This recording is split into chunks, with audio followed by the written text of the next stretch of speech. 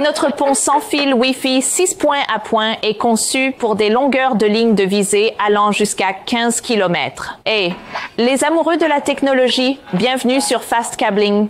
Imaginez que votre entreprise soit installée dans 2 bâtiments comme celui-ci, à 9 km l'un de l'autre, avec rien d'autre entre les deux que des terres agricoles. Vous avez des caméras de sécurité qui tournent, des téléphones VIP qui sonnent et des stocks synchronisés en temps réel. Tout cela n'a besoin que d'une chose, une connexion rapide et fiable. C'est pourquoi nos clients évaluent le prix de Fiber Solution et obtiennent un devis de plus de 50 000 $, plus des mois d'attente. Mais aujourd'hui, je vais vous montrer comment nous résolvons ce problème en un seul après-midi avec un pont sans fil point-à-point Wi-Fi 6. Nous l'installerons ensemble. Ne vous méprenez pas, la fibre optique, c'est génial, mais l'installer sur des terres agricoles n'est pas seulement coûteux. Il faut en effet prévoir des tranchées, des permis et des retards potentiels. Notre pont sans fil point à point résout le même problème en se déplaçant dans les airs. Pas de tranchée, pas de croisière. Si vous disposez d'une ligne de visée claire, vous pouvez l'allumer rapidement et l'adapter plus tard. Et si vous devez déplacer des équipements ou ajouter de la redondance, vous n'avez pas besoin de creuser à nouveau. Il suffit d'ajuster les supports ou d'ajouter un autre lien. Pour ce site, les terres agricoles sont synonymes de vue dégagée et de visibilité parfaite. C'est exactement là que le sans-fil s'impose. Nous sommes maintenant devant le panneau de démonstration et voici notre pont sans fil Wi-Fi 6. Le Wi-Fi 6 apporte 2 superpuissances au pontage longue portée, OFDMI et MIMO multi-utilisateurs. En résumé, OFDMI divise le canal en petites parties pour transmettre de nombreux petits paquets tels que les mises à jour de caméras. Ainsi, de nombreux petits paquets peuvent être transmis simultanément sans attendre dans une file d'attente. La technologie MIMO multi-utilisateur permet à la radio de communiquer avec plusieurs flux simultanément, ce qui permet de maintenir un débit constant et une faible latence. Ensemble, ils rendent les liaisons longue distance plus efficaces et plus prévisibles, en particulier lorsque votre réseau est occupé. À 9 km de terres agricoles, améliorez votre réseau. Ces gains d'efficacité vous aident à tirer le meilleur parti de votre spectre pour maintenir une connexion stable lorsque les conditions météorologiques et le bruit fluctuent. Notre pont sans fil Wi-Fi 6 point à point est conçu pour des liaisons longue portée en visibilité directe jusqu'à 15 km. Et dans de bonnes conditions, il peut atteindre 900 Mbps. Le boîtier est robuste et résistant aux intempéries avec un indice IP parfait pour l'extérieur. En bas, vous disposez d'un port Ethernet gigabit à brancher directement sur votre commutateur existant. L'alimentation est simple. Vous pouvez l'alimenter via notre injecteur gigabit passive PoE inclus. Nous pouvons voir tous les ports ici. Tout est donc conçu pour être monté, alimenté et pointé avec un minimum d'effort. Supposons que nous ayons un pont sur le site A et un pont sur le site B. Comme vous pouvez le voir, ils sont montés en hauteur et offrent une vue dégagée sur le côté opposé. Connectons maintenant l'équipement du site A. Supposons qu'il s'agisse de la salle de contrôle, que nous ayons l'enregistreur vidéo sur IP et un commutateur PoE géré. Tout d'abord, nous allons alimenter notre commutateur à l'aide d'un câble Ethernet. Il s'agit du port gigabit. Connectons-le donc à notre injecteur passif PoE au port PoE.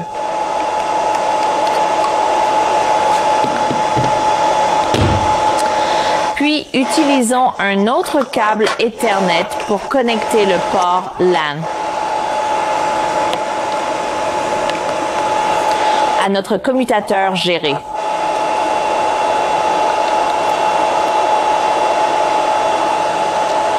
Nous pouvons maintenant connecter notre enregistreur vidéo en réseau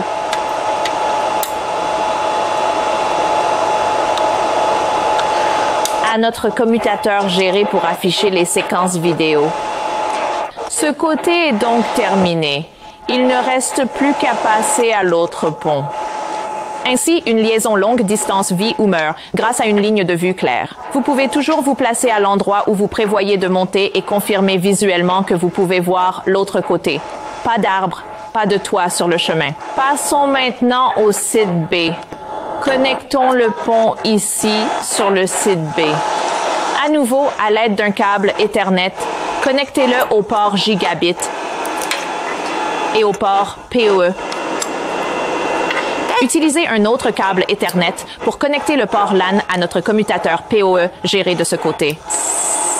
Nous utilisons maintenant l'alimentation par Ethernet, ce qui signifie que nous envoyons l'alimentation et les données à travers ce seul câble Ethernet à notre point d'accès et à la caméra Bullet. Comme vous pouvez le voir, notre caméra Bullet reçoit l'alimentation dont elle a besoin.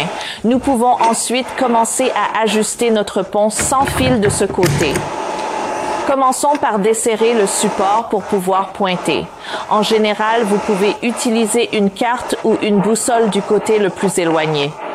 Observez ensuite l'indicateur de puissance du signal. La plupart des appareils vous donnent des barres. Vous pouvez vous déplacer lentement de quelques degrés à la fois et faire une pause après chaque réglage pour que la radio se stabilise.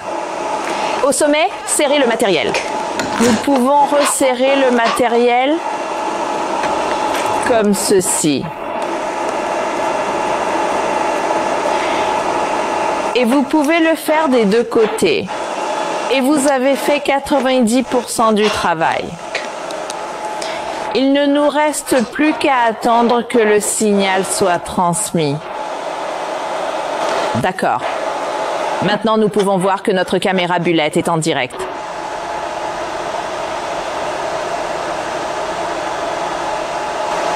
Avec le pont sans fil Wi-Fi 6, tout parle comme s'il s'agissait d'un long câble Ethernet.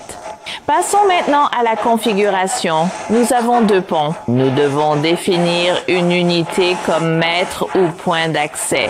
L'autre est le client ou la station. Les noms varient d'un fournisseur à l'autre, mais l'idée est la même. Nous avons déjà défini le pont du site A comme maître. Nous allons maintenant définir le site B comme client. Pour ce faire, nous devons connecter physiquement votre ordinateur portable au commutateur ou directement au pont. Je l'ai déjà fait, alors entrons dans le vif du sujet. Tout d'abord, vous devez vous assurer que votre Internet et votre pont sont dans le même sous-réseau. Ensuite, ouvrez votre navigateur web, tapez l'adresse IP de la passerelle. Tapez le mot de passe pour pouvoir vous connecter. Maintenant, nous pouvons voir qu'il est déjà connecté.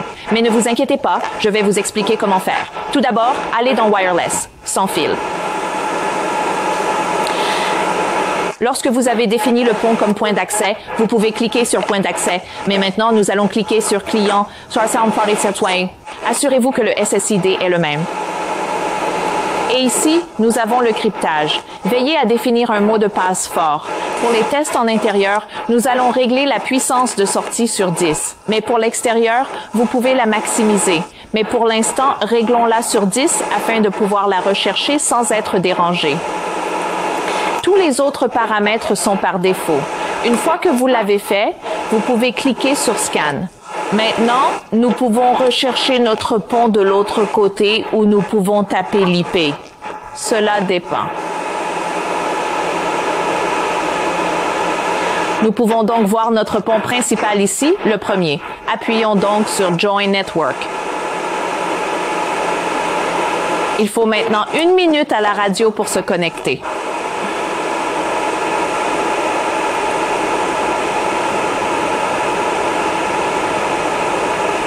La radio se connecte vite. Entrons maintenant le mot de passe. Pour que nous puissions appuyer sur Save.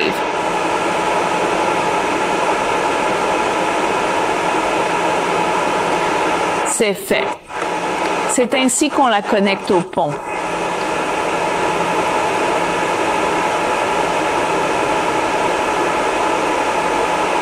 Ensuite, nous devons aller dans le réseau.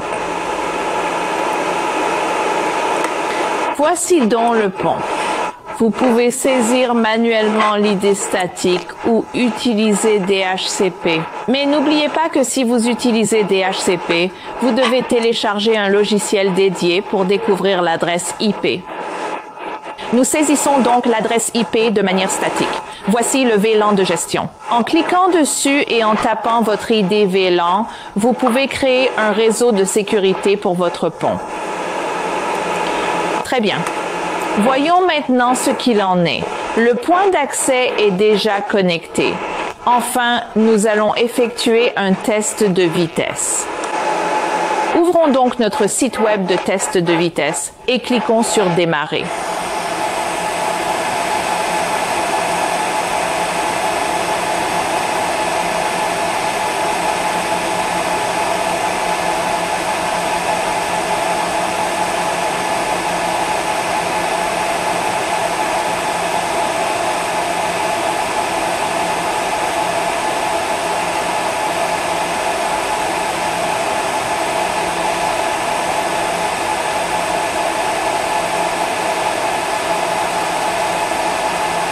Notre matériel annonce jusqu'à 900 mégabits par seconde et c'est le cas. Mais restons honnêtes. Dans le monde réel, vous budgétez environ un tiers du maximum théorique une fois que vous avez pris en compte le bruit et les interférences de l'environnement. En divisant ce chiffre par 3, on obtient un débit utilisable d'environ 300 mégabits par seconde pour la planification. Et à 9 km, vous devriez vous attendre à des résultats de l'ordre de centaines de mégabits, ce qui correspond à la courbe de distance que nous utilisons. Pour vous donner une idée de l'impact de la distance sur la vitesse, voici une référence rapide. À 1 km, vous pouvez obtenir environ 900 mégabits par seconde. À 2 km, environ 800. À 6 km, environ 700. À 10 km, le débit tombe à environ 300. Et à 15 km, prévoyez environ 100. Plus la longueur est grande, plus la vitesse est faible, tout simplement parce que l'intensité du signal et le rapport signal-bruit diminuent avec la distance. Ainsi, notre client a besoin de quelques centaines de mégabits fiables pour une portée de 900 mètres. Quelques centaines de mégabits de débit fiable sont plus que suffisants. Notre client a donc évité une facture de fibre à 5 chiffres et des mois de retard. Nous avons monté, aligné et relié les deux côtés le même jour.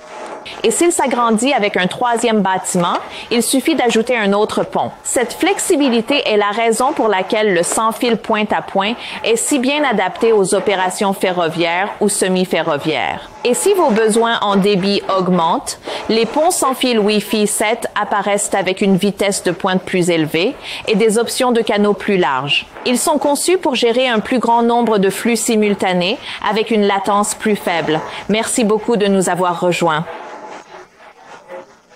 Si cette vidéo vous a été utile, n'oubliez pas d'aimer, de vous abonner et de poser vos questions ci-dessous. Indiquez votre distance et terrain. Nous élaborerons un plan de liaison sur mesure. Rendez-vous dans notre prochaine vidéo.